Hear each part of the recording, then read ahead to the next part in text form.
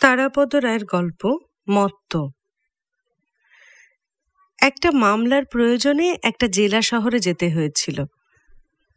যথারীতি জেলা আদালতের উঠোনে এবং গেটের পাশে অনেকগুলি ভাতের হোটেল, পান, সিগারেট এবং মিষ্টির দোকান।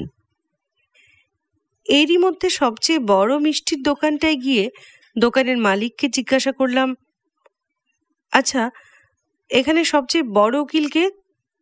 আমি বাইরে থেকে এসেছি, একটু জানতে পারলে উপকার হয়। আমার জিজ্ঞাসা শুনে প্রবীণ মিষ্টান্ন বিক্রেতা কি যেন একটু ভেবে তারপর বললেন, সবচেয়ে বড় উকিল? আমি বললাম, হ্যাঁ, আমার একটা মামলার ব্যাপারে বিশেষ দরকার। সবচেয়ে বড় উকিল হলেন বলাই বাবু, আমাদের এই জেলার মধ্যে। তারপর ভদ্রলোক কিঞ্চিত ইতস্তত করে বললেন, অবশ্য তিনি যদি মাতাল অবস্থায় না থাকেন। আমি একটু চিন্তিত হলাম। মাতাল উকিল? উকিলের আগে মাতাল বিশেষণটা খুব ভালো ঠেকছে না। সুতরাং আবার জিজ্ঞাসা করলাম, 2 নম্বর ভালো উকিলকে? মিষ্টান্ন ব্যবসায়ী বললেন, 2 নম্বর ভালো উকিল হলেন ওই বলাই বাবুই, তিনি যখন মত্ত অবস্থায় থাকেন। বলা বাহুল্য, ভদ্রলোকের এই ধাঁধা আমার পছন্দ হয়নি। আমি অন্য উকিলের খোঁজ করেছিলাম। এই উকিলবাবু আদালতে মদ খেয়ে আসেন। জানি তাকে যদি প্রশ্ন করা হয়, আপনি এত মদ খান কেন, তিনি বলবেন, আমি এত শত মদ কিছুই খাই না, আমি অল্প অল্প খাই, বারবার খাই। সে যা হোক, আদালতে নয়, বিদেশি এক শহরে দেখেছি পানশালার নাম আপিস, দ্য অফিস। প্রথমে এই চমকপ্রদ নামকরণের ব্যাপারটা বুঝতে পারিনি, পরে রহস্যটা বুঝেছিলাম। এই পানশালা থেকে যত দেরি করেই বাড়ি ফেরা যাক, মিথ্যে না বলে সত্যি কথাই বলা যাবে। আপিসে দেরি হয়ে গেল। মদ ও মদ্যপের গল্পের শেষ নেই। আগে অনেক বলেছি, পরে অনেক বলবো। আপাতত একটি অনুকাহিনীর উপস্থাপন করছি। এক পানশালায় 3 জন বাঁধা খদ্দের। বেয়ারারা তাদের নাম দিয়েছে বড়দা, মেজদা, ছোটদা। যথারীতি একদিন সন্ধ্যায় এই 3 জনে বসে পান করছিলেন। বড়দা একটু বেশি খাচ্ছিলেন। কিছুক্ষণ বাদে ডোজের মাত্রা বেশি হয়ে যাওয়ায় বড়দা বেহুশ হয়ে চেয়ার থেকে গড়িয়ে মেঝেতে পড়ে গেলেন। মেজদা ও ছোটদার কিন্তু এতে কোনো ভূক্ষেপ নেই, বরং বড়দার এই বেহুশ হয়ে পড়ে যাওয়ার ব্যাপারটা দুজনে খুব তারিফ করতে লাগলেন, এই বলে যে বড়দার একটা মাত্রা জ্ঞান আছে, ঠিক কখন থেমে যেতে হবে সেটা বড়দা জানেন। এই সময় এক আগন্তুক পানশালায় প্রবেশ করে ছোটদা মেজদার টেবিলের সামনে বসলেন। তাকে বেয়ারা এসে, কি দেব? প্রশ্ন করার আগেই তিনি অধঃপতিত বড়দার দিকে আঙুল দেখিয়ে জিজ্ঞাসা করলেন, ইনি কে? বেয়ারা বলল, ইনি বড়দা। আগন্তুক বড়দাকে খুব ভালোভাবে পর্যবেক্ষণ করে তারপর প্রায় ষড়যন্ত্রকারীর মতো গলা নামিয়ে বেয়ারাকে বললেন, এই বড়দাকে যা দিয়েছিলে ভাই, আমাকেও তাই দিও। পুনশ্চ গঙ্গারাম আমার পোষা চরিত্র। অবশেষে তার মাতলামির গল্পই বলি। রোববার সকালে অনেক বেলায় ঘুম থেকে উঠে হ্যাংওভারগ্রস্ত গঙ্গারাম বেশ কয়েকবার আড়মোড়া ভাঙার পর বউকে জিজ্ঞাসা করল, হ্যাঁ গো, কাল রাত্রে আমি বাড়ি ফেরার সময় কি কোনো হইচই করেছি? না, তুমি করনি। গম্ভীর মুখে গঙ্গারামের বউ বলল, হইচই করার মতো অবস্থা তোমার ছিল না, তবে যারা তোমাকে গাড়ি থেকে নামিয়ে তারপর চ্যাংদোলা করে বাড়ির মধ্যে নিয়ে গেল তারা খুব হইচই করেছিল। পাড়ার সমস্ত লোক জেগে উঠেছিল। তারাপদ রায়ের দ্বিতীয় গল্প নৈশ কাহিনী। আমার এই নৈশ কাহিনী রাত্রির কোনো ঘটনা নিয়ে নয়। আমার এই কাহিনীর বিষয়বস্তু হলো নেশা। আমার বিষয় অবশ্য ঠিক নেশা নয়, নেশার পরিমাপ নিয়ে এই আলোচনা। 1 টিপ নস্যি, 2.5 প্যাকেট সিগারেট, 3 হেঁচকির জর্দা, 7 ছিলিম গাঁজা কিংবা 4 পেগ হুইস্কি, এক এক রকম নেশার সামগ্রীর মাপ হয় এক একভাবে।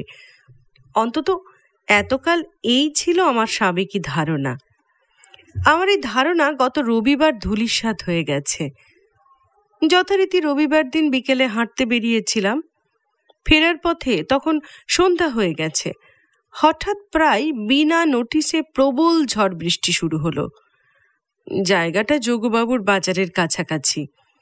চারিদিকে পাতাল রেলের গর্ত, কাদা জল, লোহা ইট। দৌড়নো দূরের কথা, এর মধ্যে তাড়াতাড়ি হাঁটাও বিপজ্জনক। একটু দূরেই ডিএন মিত্র স্কোয়ার, যা লোকমুখে বহুদিন হলো গাঁজা পার্ক বলে পরিচিত। স্কোয়ারটি কয়েক বছর হলো পাতাল রেলের দখলে, কিন্তু তার নাম বা নামকরণের কারণ এখনো বদলায়নি। কোনো উপায় ছিল না। জলে ভিজে একেবারে চোপসানো অবস্থায় স্কোয়ারের সামনের ছাদ ঢাকা বাঁশের বেড়া দেওয়া পুরনো ঘরটার চাতালে যথাসাধ্য ছুটে গিয়ে আশ্রয় নিলাম। বৃষ্টি ও বাতাসের হাত থেকে সামান্য রক্ষা পাওয়া গেল। চাতালের এদিক ওদিক কয়েকটি চক্র বসেছে। 8-10 জন করে এক একটি চক্র। নানা বয়সের, নানা চেহারার অনেক রকম লোক। সকলেই ঘাস খাচ্ছেন। ঘাস মানে ইংরেজিতে গ্রাস, গ্রাস মানে গাঁজা। মদের আড্ডার সঙ্গে গাঁজার আড্ডার পার্থক্য হলো যে এখানে সকলেই নিঃশব্দ। নিঃশব্দে একজনের হাত থেকে অন্যের হাতে কলকে চলে যাচ্ছে। 3-4-5 টান দিয়ে পরের জনের হাতে তুলে দিচ্ছেন। রাস্তার মুচি, অফিসের বাবু, বাসের পকেটমার সকলে পাশাপাশি গোল হয়ে বসে। রসদ ফুরিয়ে গেলে সঙ্গে সঙ্গে সবাই পয়সা দিয়ে আবার পুড়িয়া এনে কলকে ভরে নিচ্ছে। সকলেই শিবনেত্র। কেউ কেউ সম্পূর্ণ চোখ বুজে আত্মস্থ। শুধু সময় মতো হাত উঠে যাচ্ছে পার্শ্ববর্তীর কাছ থেকে কলকে গ্রহণের জন্য। বৃষ্টি ভেজা বাতাস আমোদিত হয়ে উঠেছে গঞ্জিকা ধ্রুমের ঘন গন্ধে। এখানে খুব বেশিক্ষণ দাঁড়িয়ে থাকলে একা একাই নেশা হয়ে যাবে। অথচ বৃষ্টি আরো জোরে এসেছে এবং বাতাস অন্তত 100 কিলোমিটার বেগে বইছে। বাইরের ঝড় বৃষ্টি থেকে মাথা বাঁচিয়ে এবং গঞ্জিকা চক্রের ধোঁয়া থেকে নাক বাঁচিয়ে একটা পাশে কোনো রকমে দাঁড়িয়েছিলাম। এমন সময়ে একটা ভদ্রলোক আমার পাশে এসে দাঁড়ালেন।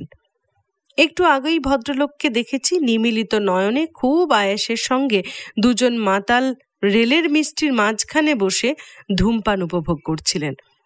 তার বোধহয় নেশা করা শেষ হয়েছে, এবার বাড়ি ফিরবেন বলে উঠে এসেছেন। বৃষ্টির মধ্যে পাশাপাশি দাঁড়িয়ে থাকলে যা হয়, একটু পরেই আমাদের মধ্যে আলাপ শুরু হলো। ভদ্রলোক নিজেই উপযাচক হয়ে আমার সঙ্গে আলাপ করলেন। ভদ্রলোকের উপাধি ভুলে গেছি। যতদূর মনে পড়ছে নাম বলেছিলেন ভূপতি। ভূপতিবাবু মধ্যবয়সী, রোগা পাকাটে চেহারা, সামান্য ময়লা তাঁতের ধুতি ও আদ্যির পাঞ্জাবি গায়ে। দেখলেই বোঝা যায় উৎসব অনুষ্ঠানে এর পাঞ্জাবিতে গিলে করা থাকে এবং গলায় পাকানো চাদর থাকে। মোটামুটিভাবে কলকাতার আধা বনেদি পুরনো লোক। কথাবার্তায় প্রকাশ পেলেও সদেরেক হাতে টানা রিক্সা ছিল ভূপতিবাবুর এই 2-4 মাস আগেও। তার মধ্যে একটির মাত্র লাইসেন্স ছিল। সে একটি লাইসেন্সেই 150টি গাড়ি চলত। এখন পুলিশের অত্যাচারে 70টা রিক্সা নিজেদের পুরনো বাড়ির উঠোনে লুকিয়ে ফেলেছেন। গোটা 30 রিক্সা ভবানীপুর আর বালিগঞ্জ থানায় ধরে নিয়ে গেছে। দিনকাল ভালো যাচ্ছে না, তাই সময় পেলেই দুঃখ চিন্তা ভুলতে এখানে এসে এক ছিলিম গাঁজা টেনে যান। কিছুক্ষণ কথাবার্তার পরে বৃষ্টি তখন একটু ধরেছে, হাওয়ার বেগও বেশ কম। ভূপতিবাবু রাস্তায় নামলেন, আমিও নামলাম। তাকে জিজ্ঞাসা করলাম ভদ্রতার খাতিরে এমনি একটা প্রশ্ন, বাড়ি যাচ্ছেন? ভূপতিবাবু একটু থেমে উত্তর দিলেন, এই সন্ধ্যাবেলা বাড়ি যাবে কি মশাই? ওই গলির মধ্যে ময়রার দোকানে একটু দুধ খেতে যাচ্ছি, গাঁজার সঙ্গে দুধটা দরকার। হঠাৎ ভূপতিবাবু কথা পাল্টি আমাকে বললেন, আপনি বোধহয় ভাবছেন ভদ্রলোক গাঁজা খায় কি করে। আমি তাড়াতাড়ি বললাম, না না না, সে কি কথা। ভূপতিবাবু কিন্তু আমার দিকে এগিয়ে এলেন, বললেন, দেখুন মশাই, আমাকে ভুল বুঝবেন না। সব রকম নেশা ভাঙ করে দেখেছি, অনেক মদ খেয়েছি, নাম করা মাতাল ছিলাম আমি। এই ভবানীপুরের সব ডাক সাইটে মাতালেরা আমায় দেখে লুকিয়ে পড়তো, কিন্তু গাঁজার সঙ্গে কারও তুলনা হয় না।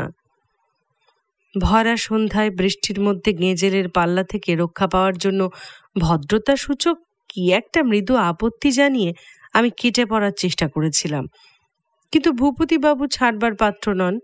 তিনি আমাকে চেপে ধরলেন, সত্যি সত্যি আমার হাত ধরে দাঁড়িয়ে পড়লেন, বললেন, কোন নেশা বড় কোনটা ছোট এ নিয়ে যার যা ইচ্ছে বলে, কিন্তু এ বিষয়ে আমি বিস্তর চিন্তা করেছি, মনে মনে অনেক গবেষণা করেছি, অবশেষে একটা বৈজ্ঞানিক হিসাব বের করেছি, আর সেই হিসেবে গাঁজাই সর্বোত্তম। আপনার এই বৈজ্ঞানিক হিসেবটা কিরকম? বিন্দুমাত্র দ্বিধা না করে ভূপতিবাবু বললেন, আরে মশাই, নেশা মাপতে হবে আঙুল দিয়ে। আঙুল দিয়ে? আমি একটু বিস্মিত হলাম, তারপর একটু ভেবে নিয়ে বললাম, হ্যাঁ, মদ কিংবা সিদ্ধির শরবত আঙুল দিয়ে মাপা যেতে পারে। মদের বেলায় 2 আঙুলে 1 পেগ, 3 আঙুলে 1.5 পেগ, এরকম হিসেব হতেই পারে। আমাকে কথা শেষ করতে দিলেন না ভূপতিবাবু, উত্তেজিত হয়ে বললেন, তেমন তো খালি মদ আর মদ। আপনারা ফর্সা জামা কাপড়ওয়ালা লোকেরা খালি মদের কথা বলেন, মদ তো 5 আঙুলের নেশা। আমি আকাশের দিকে একবার তাকিয়ে নিয়ে বললাম, 5 আঙুলের নেশা আবার কি? অসত্যতলার নেশা, বুঝতে পারলেন না? ভূপতিবাবু এবার নিজের বিষয় পেয়ে গিয়ে আমাকে প্রাঞ্জলভাবে বোঝাতে লাগলেন, যত বেশি আঙুল তত বেশি উচ্চমানের নেশা। সবচেয়ে খারাপ নেশা হলো 1 আঙুলের নেশা।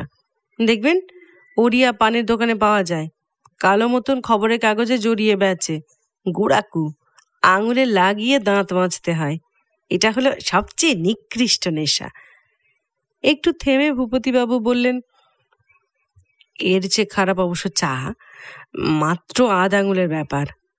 একটা 1/2 আঙুল অর্ধেক করে পেয়ালার হাতলে ঢুকিয়ে দিলেই হলো। তবে চা ঠিক নেশা নয় বলে ভূপতিবাবু আমার দিকে তাকিয়ে একটু শুকনো হাসলেন। বোধহয় ওর সন্দেহ হচ্ছিল আমি খুব চাখোর, ওর বিশ্লেষণে দুঃখিত হতে পারি।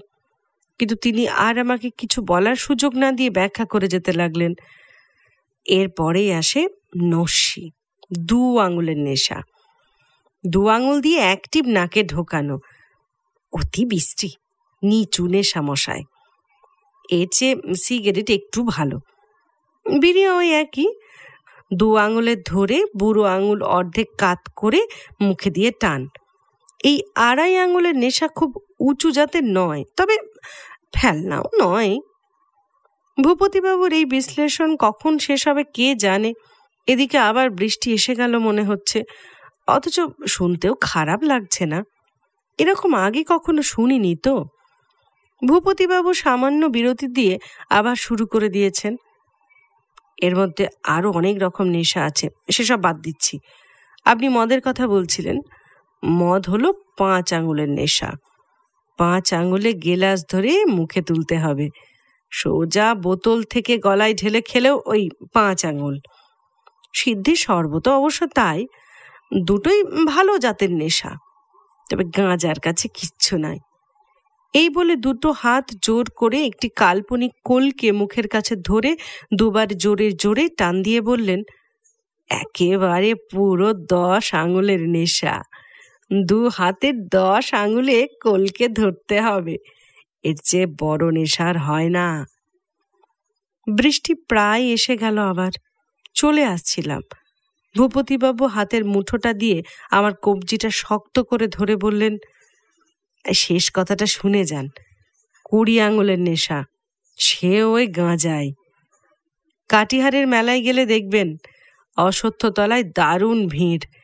ছিলিম মহারাজ গাঁজা খাচ্ছেন, 2 হাতে 1 কলকে, 2 পায়ে 1 কলকে, 2 হাত 2 পা 2 কলকে এসে গেছে মুখে। বৃশ্চিকাসনে গঞ্জিকা সেবন করছেন ছিলিম মহারাজ। 2 কলকে দিয়ে গল গল করে ধোঁয়া বেরোচ্ছে। এতক্ষণে প্রচণ্ড বৃষ্টি এসে গেছে। ভূপতিবাবুর হাত এক ঝাঁকুনি দিয়ে ছাড়িয়ে নিয়ে আবার ভিজতে ভিজতে বাড়ির দিকে এগোলাম।